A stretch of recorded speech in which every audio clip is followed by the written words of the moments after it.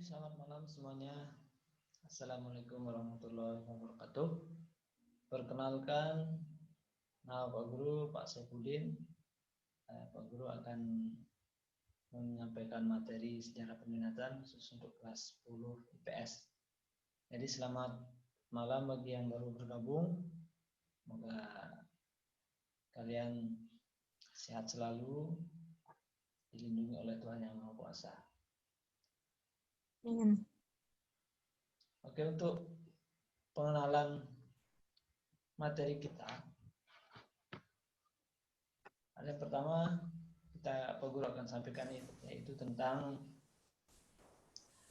unsur-unsur yang paling penting sekali dalam mempelajari pendidikan sejarah.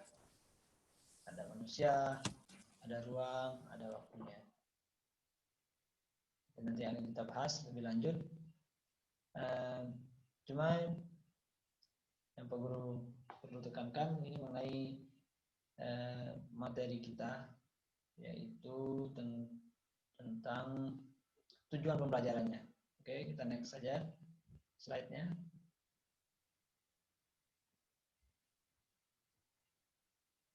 Oke, next slide. Kita langsung ke yang pertama.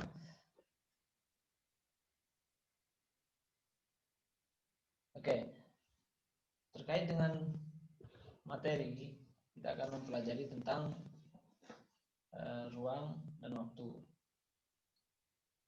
Kalau kita mempelajari sejarah, kita tidak akan pernah terlepas dari ruang ataupun waktu.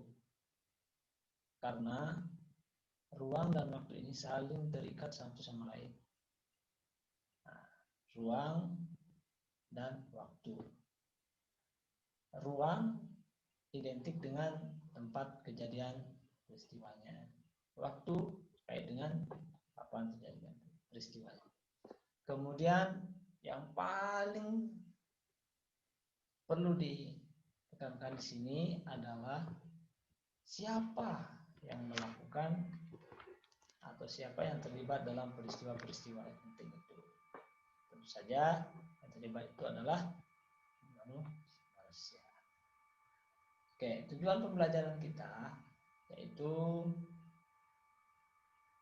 peserta mampu memahami pengertian ataupun konsep ruang dalam sejarah. Kemudian mampu menjelaskan pengertian tentang ruang dan waktu. Kemudian yang terakhir yaitu menganalisis, kemampuan menganalisis waktu dalam sejarah. Oke, kita lanjut next.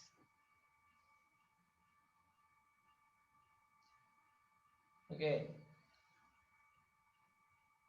kehidupan manusia seperti yang Pak Guru bilang tadi tidak bisa terlepas dari 3 hal yang saling berkaitan, yaitu ada masa lalu, masa kini, dan masa yang akan datang. Ketiga dimensi waktu ini, dia akan saling mempengaruhi satu sama lainnya. Misalnya,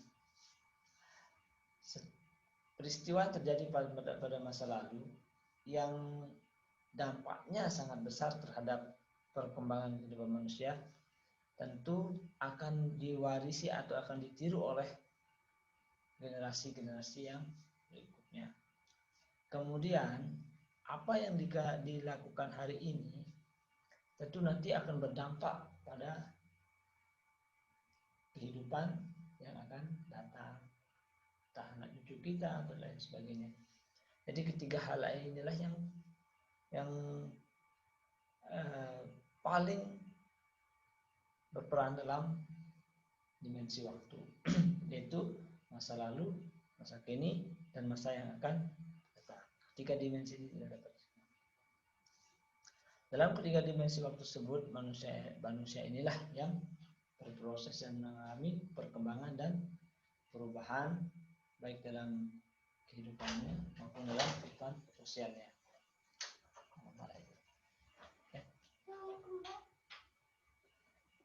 Selanjutnya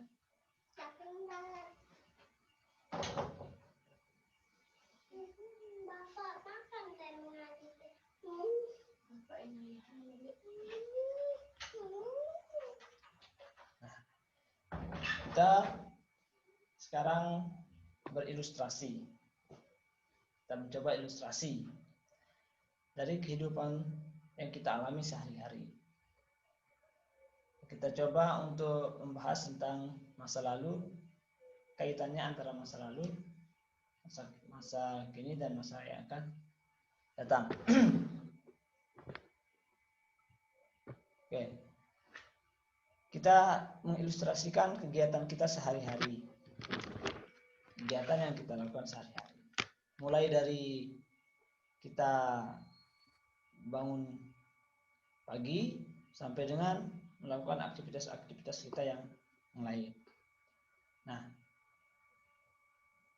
ketika kita bangun pada pagi hari, tentu kita akan melakukan aktivitas-aktivitas yang misalnya seperti mempersiapkan segala keperluan yang akan kita lakukan untuk kegiatan-kegiatan yang selanjutnya. Misalnya mau berangkat sekolah, kemudian mempersiapkan buku, kemudian berangkat ke sekolah, aktivitas di sekolah, dan lain sebagainya. Nah, tentu kegiatan-kegiatan ini berlangsung sebelumnya, sekarang, dan setelahnya.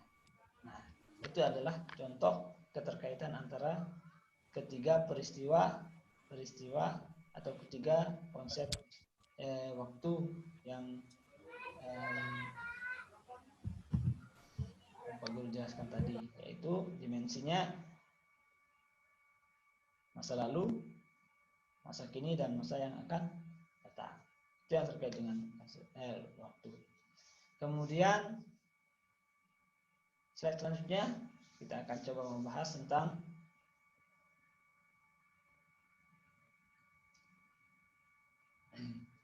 apa pentingnya kita mempelajari ruang dalam sejarah, karena sejarah itu memang berkaitan dengan segala yang dilakukan oleh manusia atau segala aktivitas yang pernah dilakukan oleh manusia. Itu merupakan sejarah yang tidak pernah, yang selalu melekat pada diri manusia, yaitu pernah melakukan aktivitas pada masa dulu. Nah, untuk mempelajari peristiwa-peristiwa sejarah yang nanti misalnya nanti akan pembahasannya lebih jauh mengenai peristiwa-peristiwa, tentu yang perlu kita perhatikan itu adalah mengenai lokasi, kapan, dan di mana peristiwa itu yang terjadi. Karena yang abadi itu adalah ruangnya. Peristiwa itu tidak pernah berubah-ubah. Sebuah peristiwa abadi sifatnya. Kemudian waktu juga. Contoh, proklamasi kemerdekaan Indonesia terjadi di Jalan Pegangsaan. Misalnya, tidak pernah sejarah itu berubah. Misalnya, proklamasi dilaksanakan di Pulau Bali. Kemudian waktunya tanggal 17 Mei. Nah, itu tidak bisa berubah karena sejarah itu sifatnya abadi. Kemudian hal yang penting dari peristiwa sejarah itu adalah memahami kronologisnya. Nah, tapi sebelum terlebih jauh kita bahas itu, mari kita lihat dulu pembahasan yang akan kita lakukan berikut ini. Oke, next. Nah, simaklah uraian berikut. Nah, lihatlah contoh ketika Soekarno mulai masuk ke dunia politik, misalnya. Nah, di sini ilustrasi ini, sejak kecil Soekarno diasuh oleh kakeknya, kemudian besar bersekolah di AIS, kemudian bersekolah di ILS, kemudian hingga dia mengenyam pendidikan di Burger School. Kemudian ketika dia sudah beranjak remaja, Soekarno ini sudah mulai terjun ke dunia politik. Digembleng di sebuah lokasi rumah yang dimiliki oleh salah satu gurunya, yaitu Hos Cokro Aminoto. Nah, di sanalah akar-akar Soekarno ini mulai tumbuh, akar-akar nasionalisme Soekarno itu mulai tumbuh di sana. Digembleng oleh Hos Cokro Aminoto, kemudian ditanamkan konsep-konsep politiknya di sana.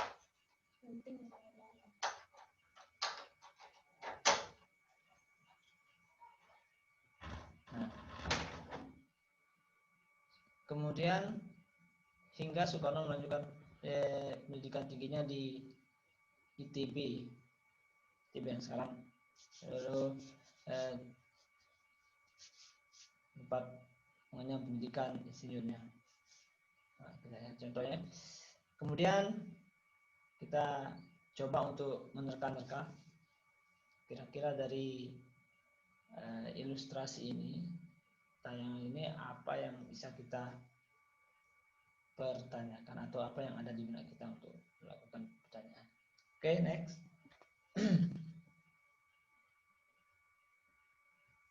Nah, dari uraian contoh uraian di atas, mari kita sama-sama menjawab mengenai ada tidak unsur ruang dan waktunya di sana.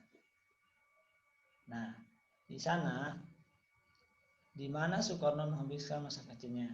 Tentu di sini tidak ada lokasinya, misalnya Jawa Timur. Itu merupakan sebuah lokasi.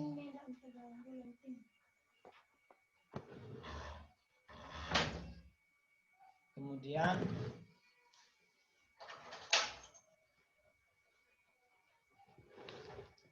di kota mana Soekarno mulai berkenalan dengan politik? Nah, tentu kita tahu lokasi digemblengnya pemikiran Soekarno tentang nasionalisme itu sudah atau ada di Surabaya. Selanjutnya, pertanyaan yang mungkin ada di benak kita, sejak kapan Soekarno pertama kali terlibat dalam dunia politik? Nah, dari ketiga pertanyaan itu tentu sudah memuat unsur-unsur ruang dan waktunya. Di mana, di kota mana, kemudian sejak kapan Soekarno pertama kali terlibat dalam dunia politik. Oke, selanjutnya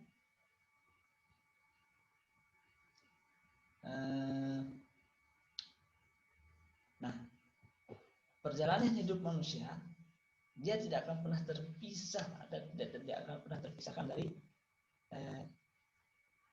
ruang, lokasi, dan waktu. Nah, ruang di sini diartikan sebagai tempat manusia menjalankan aktivitasnya. Nah, kemudian dalam prosesnya setiap aktivitas manusia berkaitan dengan waktu, tidak ada pisahkan. Nah, ruang menjelaskan mengenai kalau tidak ada lokasi, kalau tidak ada ruangnya, maka sebuah peristiwa sejarah itu dia tidak akan nyata, atau dia dianggap sebagai sejarah yang abal-abal, atau ya sejarah yang memang tidak pernah terjadi kalau tidak ada lokasi atau ruangnya. Begitu pula dengan waktu. Nah, setiap aktivitas manusia bertautan dengan waktu yang senantiasa berputar dari masa lalu, masa kini hingga masa yang akan datang. Jadi pembelajaran manusia itu bisa diambil dari masa lalu, kemudian masa kini, pas kita sekarang ya, akan berpatokan pada masa yang sudah lalu atau masa silam. Selanjutnya, perjalanan waktu juga akan berdampak pada perubahan dan perkembangan manusia yang terjadi pada suatu ruang dan waktu. Contohnya, dalam pengertian sejarah ada istilahnya diakronisme. Diakronisme itu perjalanan waktu yang saling mempengaruhi. Diakronis. Jadi ada kehidupan masa lalu akan berlangsung sampai kehidupan yang masa yang akan datang. Jadi dia melintasi perjalanan waktu. Dan ada juga sinkronisme, menghubungkan peristiwa yang satu dengan peristiwa yang lain. Ada juga kronologis urutan peristiwanya. Jadi ketiga hal yang terkait dengan unsur dalam sejarah itu adalah manusia sebagai pelaku peristiwanya, kemudian ruang sebagai tempat terjadinya peristiwa, dan waktu yang menandakan atau yang menjelaskan mengenai kapan terjadinya peristiwa dalam sejarah. Jadi ketiga konsep ini tidak akan pernah terpisahkan karena manusia sendiri sebagai pelaku, kemudian ruangnya, tempat di mana peristiwa sejarah itu terjadi, dan ruang dan waktu sebagai lokasi di mana peristiwa kapan terjadinya peristiwa sejarah. Itu ya yang paling penting. Selanjutnya kita ke slide selanjutnya. Nah, coba kita mengilustrasikan gambar sekarang. Ini dua buah gambar, di mana dua buah gambar ini merupakan gambar yang sama, tapi waktunya berbeda. Diambil pada tahun 1926 dengan tahun 2020, lokasinya sama.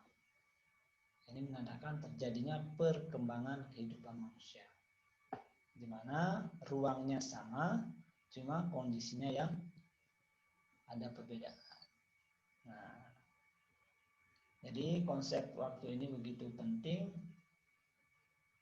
sekali untuk kita memahami alur cerita sejarah atau kronologis peristiwa sejarah itu.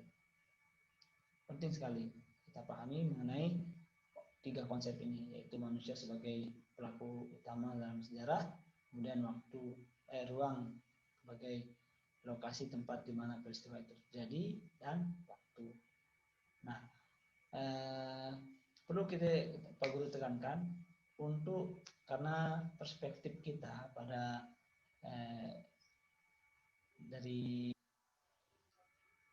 kecil atau dari SD, kita berpikir bahwa sejarah itu harus dihafal. Kalau menurut Pak Guru, kita perlu hanya memahami tiga konsep ini. Maka materi tentang sejarah atau peristiwa-peristiwa besar yang terjadi di dunia akan cepat kita pahami, akan cepat kita kuasai. Karena tidak perlu kita menghafal siapa pelakunya dan lain sebagainya.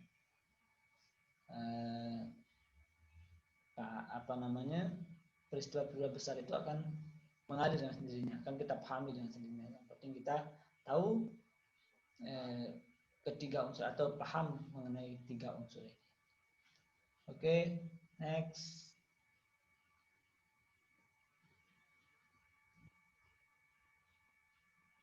Nah, yang terakhir, jadi kesimpulan yang bisa Pak Guru yang bisa saya sampaikan di sini adalah yang pertama mengenai ruang dan waktu. Dunia atau tempat di mana manusia ini hidup merupakan sumber tempat aktivitas manusia. Jadi yang melakukan, yang menciptakan, yang sebagai pelaku utama, sebagai pencipta sejarah itu adalah manusia itu sendiri, dan manusia itu yang tahu seluk-beluk sejarah sebenarnya. Kalau tidak ada lokasi dan waktu di mana peristiwa terjadi, maka sebuah peristiwa sejarah itu akan tidak valid, tidak bisa. Misalnya ada cerita atau cerita rakyat misalnya, karena itu tidak bisa dijadikan sebagai sumber sejarah. Cerita rakyat, dongeng, dan legenda dan lain sebagainya tidak bisa dijadikan sebagai sumber ketika seorang melakukan penelitian sejarah. Tapi yang akan dijadikan sebagai sumber sejarah itu adalah adanya bukti, kemudian ruangnya, adanya pelakunya, kemudian ada unsur waktunya di sana. Nah, kemudian yang kedua, konsep ruang ini erat kaitannya dengan keadaan atau lokasi geografis sebuah tempat dan lain sebagainya. Jadi dengan letak geografis seperti rumah, desa, tempat hotel dan lain sebagainya, ataupun negara. Sedangkan waktu dapat merentang pada tahun atau periode-periode tertentu. Nah, untuk memahami sejarah juga perlu ada pemahaman kita tentang periodisasinya. Jadi urutan-urutan kejadian peristiwanya itu bisa kita pahami kalau sudah kita benar-benar paham tentang ketiga konsep ini, yaitu manusia, ruang, dan waktu. Nah, oke.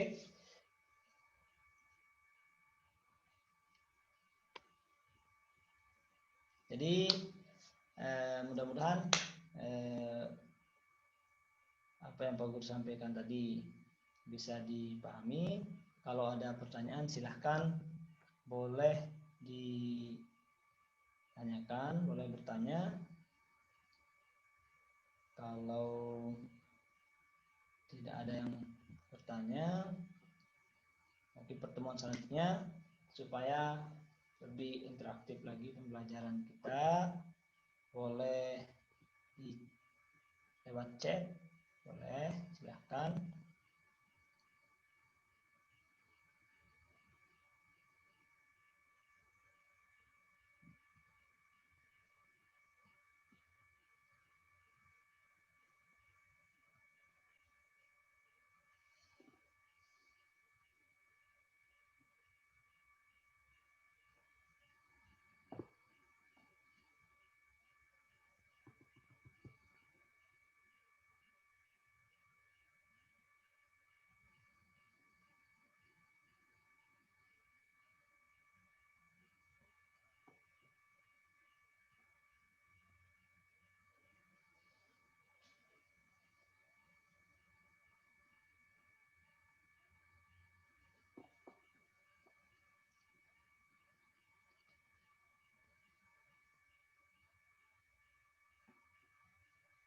Oke, kalau tidak ada pertanyaan,